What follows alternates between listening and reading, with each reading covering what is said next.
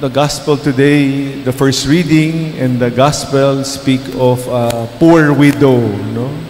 Ang mga balo na mahirap na balo na, lalo na sa kultura ng mga Hudyo. Pag balo ka, wala nang mag-aalaga sa iyo, wala nang susuporta, no? So napakahirap.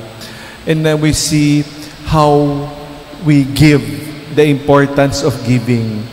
Paano ba tayo nagbibigay, no? How can we be considered generous? We will hear how, in the gospel, how we give yung sobra. Yung sobrang oras, sobrang pera, pero hindi yung hindi sobra, kundi lahat. No? Napakalaking hamon para sa atin, ibigay ang lahat. At hindi kung ano lang yung sobra. Hindi lang sa limos, hindi lang sa pera, kundi pati sa ating oras at sa lahat ng biyaya na meron tayo. We are asked to give, not what is extra, but to give all that we have. Why? No? Why is it so?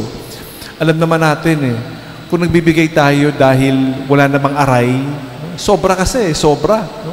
Wala naman aray, hindi naman yun ang tanda ng generosity. It is not really giving. It is para obligasyon, no? Para matahimik lang, para mamakita ng tao. Pero it is not what generosity is all about.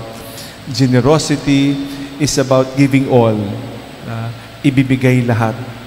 Magtitiwala tayo, pag ibinigay ko to, ang Diyos ang bahala. Pero ayaw natin ibigay lahat, nagtitira tayo sa atin kasi for my security, for whatever reason, kailangan ko to, no? Magtitiwala ako dito at hindi sa Diyos. Papalitan natin ang tiwala natin. No, today we are being asked to give everything, to surrender everything. Ang Diyos ang bahala sa atin. We put our attachment to God and not on these things which would imprison us. There is a saying, what you give is what you receive. What is important is not what we give, but it is not the giving, no, that is important. But we put focus, no. What you invest is what you will give in a certain sense, no. Kung ibigay mo ito, yun ang matatanggap natin. Kung ibigay mo ito, ang tatanggapin mo ito. But ibigay mo lahat, we will receive God. The saints, we just celebrated All Saints Day, November 1, gave everything. Everything, binigay nila lahat. Todo, walang tinira. At dahil doon, nakamtan ang langit, ang ibinigay. We can never outdo the generosity of God. We have a God who is so generous, who is willing to give us everything. Pero tayo ang nag-aalangan ibigay. Tayo nagbibigay kasi dahil sa takot na, naku, baka maubusan, baka mawala. No? Hindi lang to sa yaman, kundi sa oras. No? Paglilingkod, for example, ang oras na pagsisimba, lagi tayong sinasabi, naku, busy, maraming ginagawa, walang panahon, walang oras. Pag may panahon, doon ako magsisimba, doon ako maglilingkod. But ang hamon nga sa atin is to give yung wala at hindi yung ating sobra-sobra. When we give time, for example, sabihin, pag may panahon na ako, no, pag retired na ako, no, then I will offer my time. But that is not what generosity is.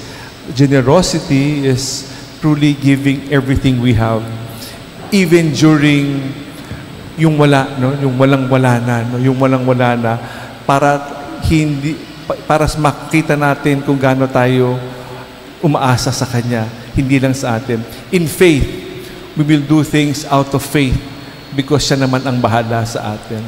So we trust in God and not in these things that imprison us. We thank the good Lord for this reminder for us today, this Sunday, how important the widow's mite is. We will give joyfully, not out of show. If nagbigay tayo, nakasulat yung pangalan natin, at nakita ng mga tao, we will surely have received the reward.